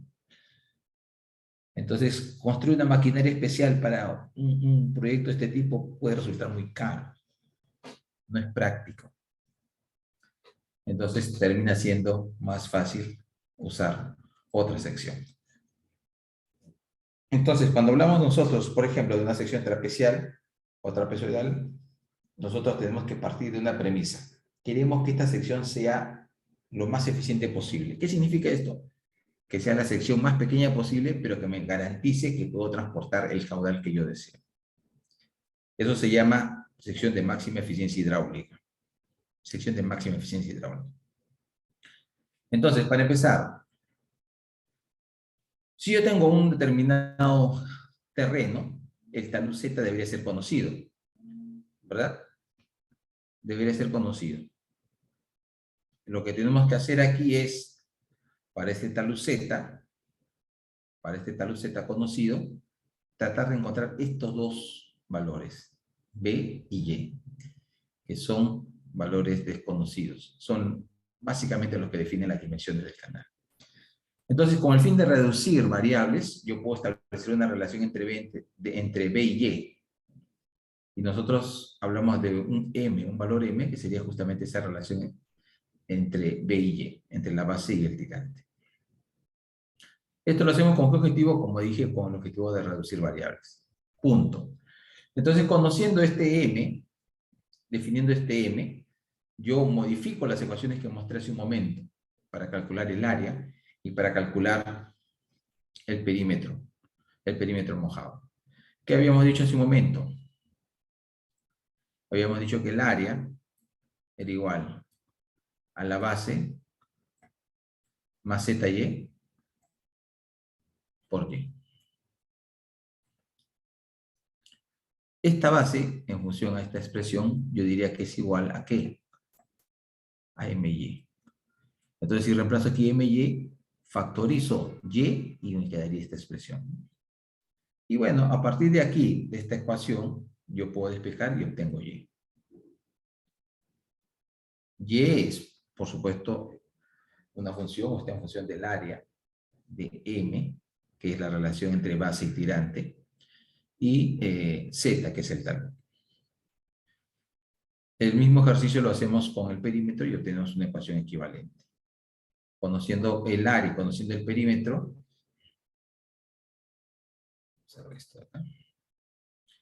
conociendo el área y conociendo el perímetro, yo puedo hacer lo siguiente. Se supone que el perímetro, ojo, se supone que el perímetro es el que me está definiendo a mí, es el que me está determinando cuál es la menor área. ¿Cuál es la menor área? Eso lo mostramos hace un momento aquí, ¿no? Hay una relación entre área y perímetro. Si esto es así, ¿qué pasa si yo agarro y derivo? Derivando e igualando a 0, voy a encontrar cuál es el valor de M que cumple esta condición de igualdad a 0. Entonces, este valor de M, que es la relación de B entre Y, me define la máxima eficiencia hidráulica para el caso de un canal trapezial. Como ustedes pueden ver, depende solamente de Z. que es el talud. Entonces, yo quiero diseñar ahora, quiero dimensionar una sección de canal trapezial. Primero defino cuánto vale Z. Si es una sección completamente nueva y no tengo restricciones, con este valor de Z entro aquí y voy a tener la relación B entre Y. ¿Qué hago con la relación B entre Y? ¿Qué hago con la relación B entre Y? Como ya conozco la relación B entre Y, yo puedo entrar acá ahora. Estamos acá, a ver. Bueno, ¿dónde está? Voy a entrar ahora a la ecuación de Manning.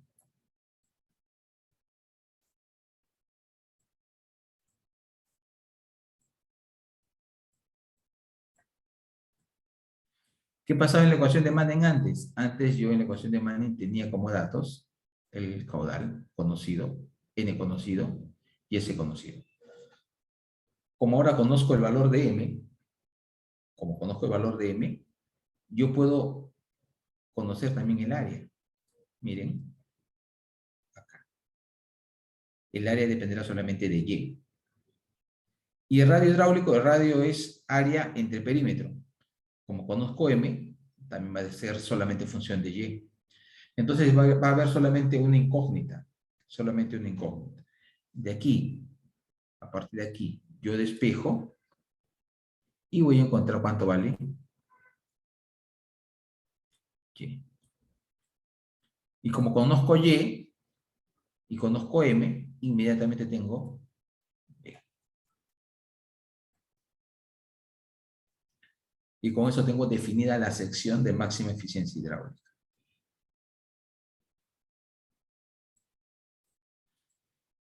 Entonces, fíjense que el concepto físico es la sección más pequeña que me permita transportar el caudal que yo quiero. Matemáticamente se deriva el perímetro y con eso encontramos la condición que me permite encontrar el menor perímetro posible. Y con esta expresión ya nosotros calculamos el caudal y obtenemos las dimensiones del canal. Ese es el procedimiento que seguimos para poder dimensionar una sección típica de canal. ¿Qué pasa si tenemos una sección rectangular? La sección rectangular se puede considerar como un caso particular de la sección trapezial. Fíjense, si yo digo acá, el talud vale 0, esto se hace rectangular. Ya, pues. Entonces, regresando aquí, digo, si Z vale 0, ¿cuánto vale M? 2. Si Z vale 0, ¿cuánto vale M? 2. Ah, ok. O sea, si M vale 2, ¿esto qué significa? Que B entre Y es igual a 2. En otras palabras, la base es 2 veces el tirante. Esta es la sección de máxima eficiencia hidráulica cuando hablamos de un canal rectangular. ¿Sí? Ok. Entonces, inclusive con estos valores que ya tenemos, la base vale 2y, m es igual a 2, yo puedo agarrar y calcular cuánto vale el radio hidráulico, ¿no? Reemplazo aquí mis valores y obtengo que el radio hidráulico es y medios. Lo cual es lógico porque yo lo puedo sacar también de aquí, ¿no? ¿Cuánto sería el área acá? El área sería 2y cuadrado entre el perímetro B más 2 veces y, que sería 4 veces y, simplificando, y sobre 2. Ese es el radio hidráulico. Entonces yo puedo concluir dos cosas en una sección rectangular de máxima eficiencia hidráulica. Uno, la base, el ancho de la base es 2 veces el tirante. El radio hidráulico es la mitad del tirante. Entonces lo más fácil del mundo es diseñar o dimensionar una sección rectangular. Como se dan cuenta es simplísimo, es simplísimo. Ahora, como dije hace un momento, Z, que es el talud, depende del tipo de material. Depende del tipo de material, si es roca, si es tierra limosa, arenosa, si es arena. Dependiendo de eso yo defino mi talud. Pero si yo tuviese un material suficientemente bueno que me permita elegir el talud que a mí más me convenga, si yo tuviese esa situación en la que tengo un material que me permita definir el talud que yo prefiera, tratando de buscar una eficiencia, entonces yo podría hacer lo siguiente. Con la ecuación del perímetro mojado que ya teníamos y conociendo cuánto vale m, yo puedo reemplazar la ecuación de m. ¿Cuál era la ecuación de m? En el buen sentido de la palabra, era 2 veces la raíz de 1 más z al cuadrado menos z. Si reemplazo eso en la ecuación del perímetro, aquí, voy a obtener esta expresión, que corresponde al perímetro más pequeño. Recuerden que esta m que hemos encontrado corresponde al perímetro más pequeño. Entonces reemplazamos y se obtiene esta expresión. Este es el menor perímetro posible. Ahora, este menor perímetro, como se dan cuenta ustedes, depende de z. Entonces, ¿qué pasa si yo derivo esta expresión respecto a z? Para encontrar, entre comillas, digamos, el mínimo de los mínimos. Si yo derivo respecto a z, entonces voy a obtener como resultado, igualando a 0, que z es igual a raíz de 3 sobre 3. Es decir, este es el talud más eficiente que se puede utilizar para obtener este perímetro mínimo. Este es el talud más eficiente. Entonces nosotros podemos hablar ahora no solamente de una sección de máxima eficiencia, sino también de un talud más eficiente. Este talud más eficiente, que es raíz de 3 sobre 3, ¿a qué ángulo corresponde? A un ángulo de 60 grados, como ustedes entenderán. Ahora, esta sección más eficiente, hay que también mencionar que no es usual utilizarla en el diseño. ¿Por qué? Porque el talud usualmente depende mucho, como hemos mencionado, del tipo de terreno. Y tener un terreno ideal de características deseables, etcétera, no siempre va a ser así, ¿no? Más bien sería algo inusual, digamos. Sería algo más bien inusual. Eso, como digo, no significa tampoco que esto no sirva, sino que en pocos casos se podrá aplicar. Algo más, recuerden que si este ángulo es 60, esto representa la mitad de un hexágono regular. ¿Por qué hacemos ese comentario? Porque al ser la mitad de un hexágono, todas las propiedades geométricas que puede tener un hexágono son válidas aquí. Bueno, aquí tienen las ecuaciones. Aquí tienen las ecuaciones para los diferentes elementos geométricos de una sección típica de canal. En el caso de un trapecio, aquí está el área, B más ZY por Y, perímetro igual, y así sucesivamente. El ancho superficial, tirante hidráulico, factor hidráulico Z. Acá tienen los valores también correspondientes a un canal rectangular, a un canal triangular. Hasta aquí, estos son, digamos, los más comunes. De ahí viene el canal circular parcialmente lleno, tubería parcialmente llena, que esto ya es más útil, digamos, o más utilizado cuando hablamos de drenaje subsuperficial. Y después hay otras secciones que son menos usuales, pero que de todas maneras se toman en cuenta, pero que son más usuales cuando hablamos de grandes sistemas de drenaje pluvial. Por ejemplo, tenemos una sección parabólica, un rectángulo con esquinas redondeadas y un triángulo con fondo redondeado.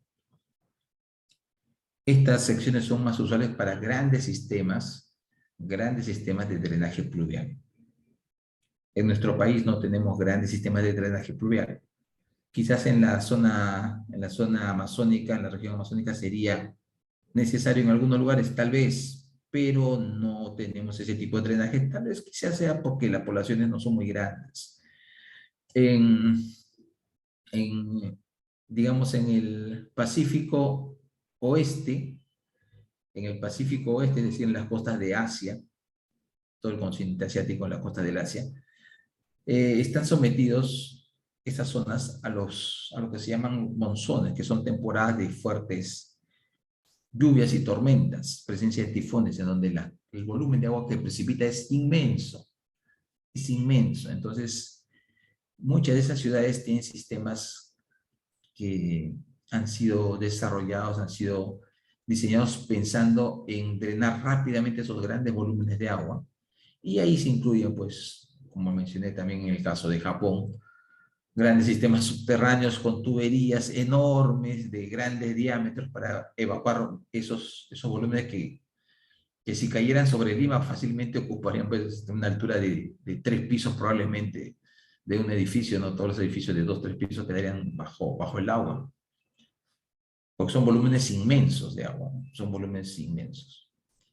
Entonces, ahí sí hay sistemas enormes que utilizan este tipo de secciones, ¿no?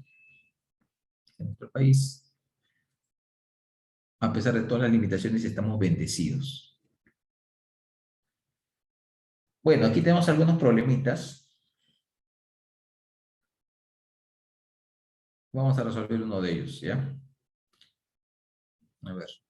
Recuerden que este viernes, la semana pasada fue su sustentación de laboratorio, ¿no? Entonces este viernes deberían tener una práctica calificada. Vamos a ver. Por ejemplo, aquí, a ver, dice el canal mostrado en la figura tiene una pendiente de 0.0009. El coeficiente de Manning es 0.013. Calcular el caudal. ¿En cuánto aumentará el caudal si la pendiente fuera el doble? Entonces decimos rápidamente. A ver, quiero calcular el caudal. Tengo como dato la pendiente y el coeficiente de Manning. Entonces digo, bueno, el caudal que es igual a A por R a la 2/3 por S a la 1/2 entre N. Estos dos valores son conocidos, falta A y falta R. Entonces rápidamente voy al gráfico y digo, a ver, esta área, ¿a qué sería igual? Esto es un rectángulo más un triángulo. Entonces, bueno, el rectángulo será 1.5 por su altura. ¿Cuánto es su altura? Entonces aquí yo digo, esto es 1.5, ¿verdad? La mitad es 0.75 y como esto es de 90, esta altura debe ser 0.75. Por lo tanto, este rectángulo será 1.5 por la diferencia, ¿no?, entre estos dos, que sería 0.25. Más este triángulo, la base es 1.5 por la altura que es 0.75 entre 2. Y ya está, con eso tengo el área de la sección. Ahora puedo calcular el perímetro. El perímetro sería igual a esto, más estos dos taludes. Esto vale 0.25. 2 por 0.25.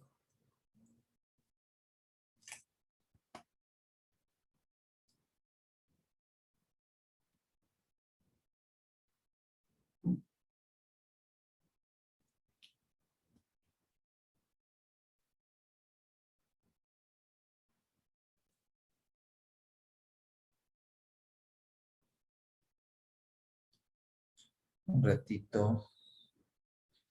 Están llamando con urgencias de la unidad de posgrado. No sé qué ha pasado.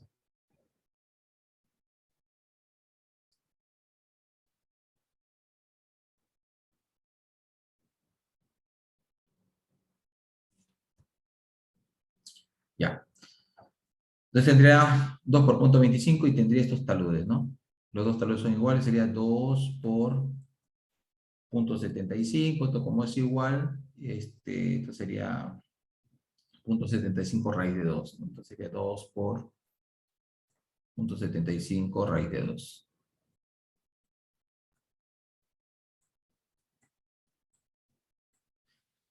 Listo, entonces tengo el área y el perímetro, con eso tengo radio hidráulico, que es área entre perímetro.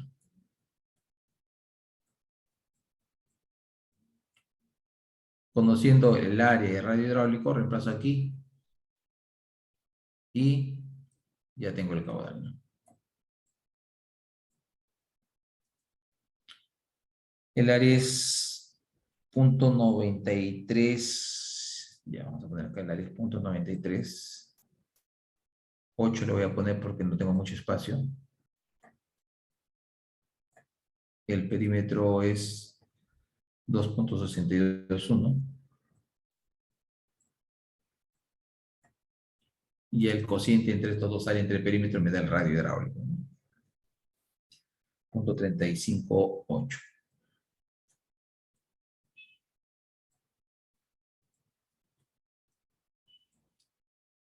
Ya está. Con esto, como dije, reemplazo acá arriba y ya está, tendría el caudal correspondiente. Esto sería punto 938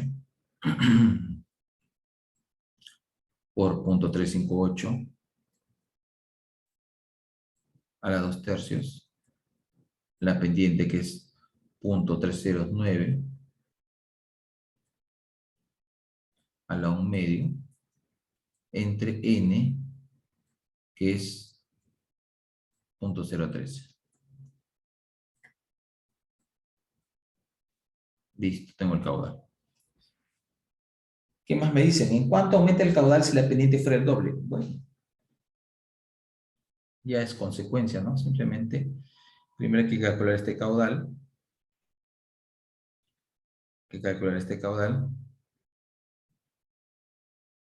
Y después, para hacer la evaluación de la segunda condición, lo único que ustedes dirían es lo siguiente, miren, ¿eh? En el nuevo caudal, ¿tienen qué cosa? El área no cambia, el radio no cambia. Lo que cambia es esto. La pendiente se duplica a la 1/2 sobre n. Entonces, este 2 que aparece aquí está afectado por raíz. O sea que aquí les va a quedar finalmente la raíz de 2 por el caudal inicial. ¿Sí? ¿Cuánto es la raíz de 2? 1.41. Ya está, pues 1.41 veces el caudal inicial. Entonces, ¿en cuánto aumentará el caudal? En 41%. Ya está. ¿No? Aquí el caudal me dice Joseph Nina, gracias Joseph porque siempre estás ayudando ahí con los cálculos. Sale 1.0914.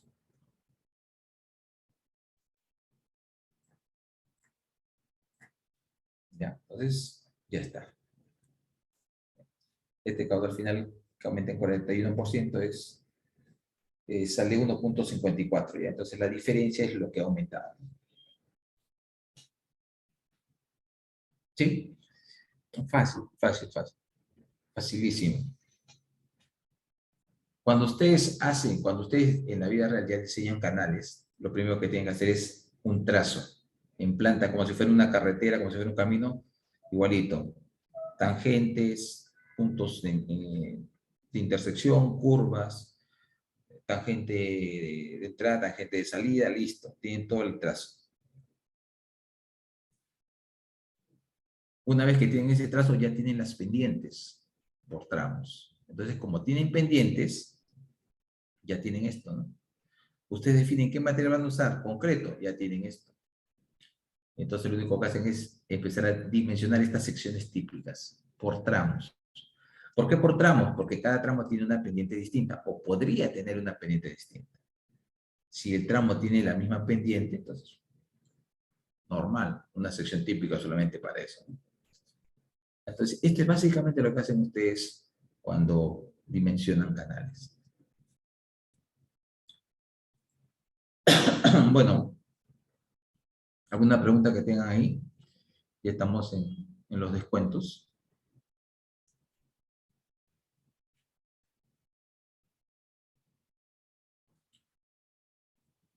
Bueno, para terminar simplemente voy a comentar este ejercicio que tienen a continuación para que lo tengan en cuenta. ¿Ya? Miren, dice ahí, se tiene un canal trapezial de 5 metros de ancho superficial y 3.5 metros de ancho de fondo, talud 45, coeficiente de rugosidad 0.025. La capacidad del canal es de 10 cubos por segundo. Entonces, fíjense que acá ven el ancho superficial y el ancho de la base, pero no se sabe cuál es el tirante. No se sabe cuál es el tirante. Te dicen que la capacidad del canal es tanto. Te dan el coeficiente de rugosidad, te dan el coeficiente de rugosidad de Manning, pero no te están diciendo todavía la pendiente. No te están diciendo la pendiente. Ok, perfecto. Me dicen, ¿cuánto habría que profundizar el canal conservando el mismo ancho superficial y los taludes para aumentar la capacidad del 50%. ¿Cuánto había que profundizar el canal? Manteniendo estas dimensiones, ¿no? El ancho superficial y los taludes.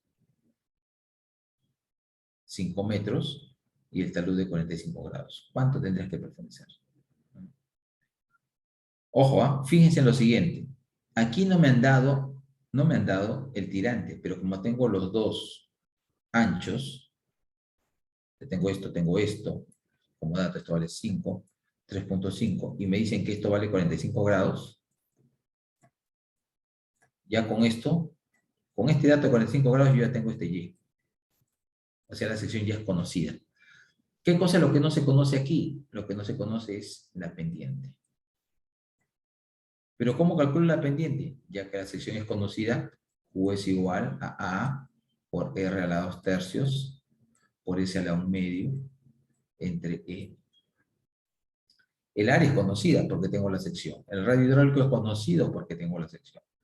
El caudal me lo dan de datos 10 cubos. La rugosidad 0.025. Incógnita S. Ya tengo el valor de la pendiente. Con esta pendiente entro a resolver la parte A recién. En la parte A lo que me dicen es, ¿sabes qué? Vas a profundizar el caudal. El tirante. Entonces vas a tener el mismo ancho superficial que es 5. Ahora esto va a cambiar. Puede ser más profundo. O sea, este B es desconocido.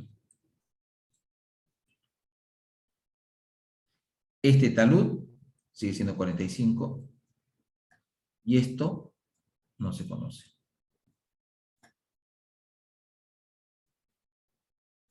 Esto también es desconocido.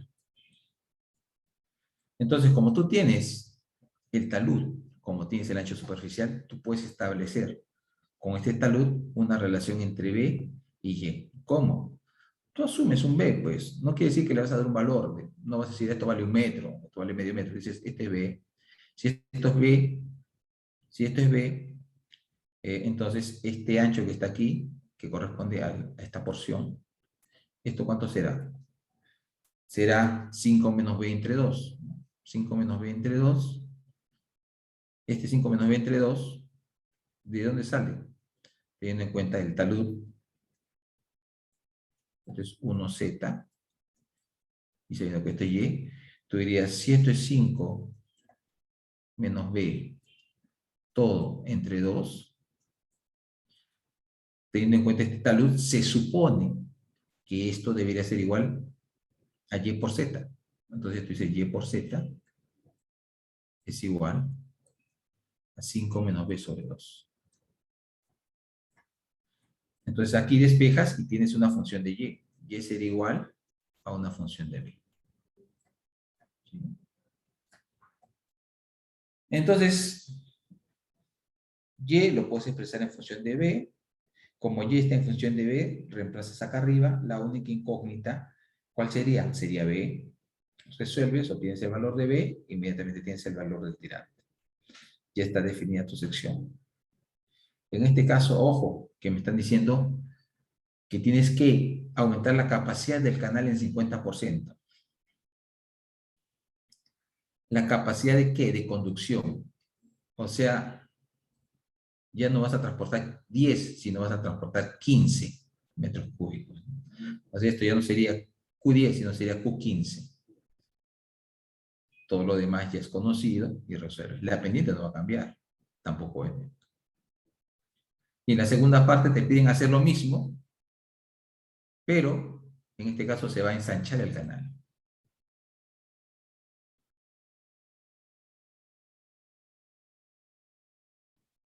¿Ok? Listo. Entonces ese problema ya se lo dejo a ustedes para que lo practiquen. Ya lo he explicado cómo hacer. Está planteado. Bueno, esta es una demostración nada más. Hasta aquí vamos a llegar. Hasta aquí entra la práctica calificada del día viernes. ¿Desde dónde hasta dónde entra? Entra desde... ¿Desde dónde entra? Ahí está el problema, ¿no? La última práctica calificada fue hasta dónde, hasta tuberías, creo.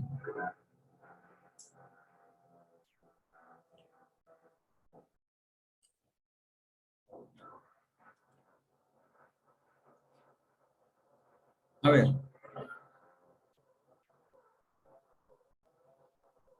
Otra vez empezó el ruido, ¿no? A ver, rápidamente, ¿quiénes han entrado con tardanza o no han pasado asistencia? Voy a hacer allá la asistencia definitivamente.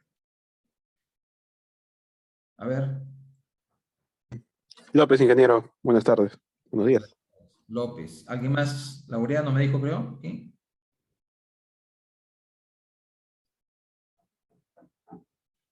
Pérez. Ya. ¿Alguien más? Nadie más. Ya, listo. Con ellos dos cierro esa lista.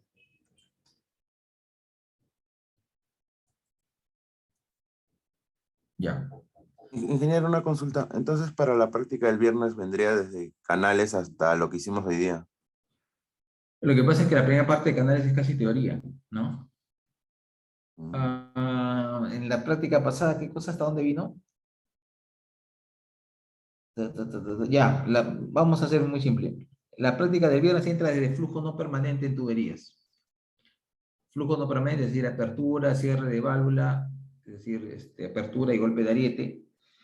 Y de ahí entra canales hasta lo que estamos haciendo hoy día. Eso entra para el día viernes. ¿Ok? ¿Otra pregunta que tengan?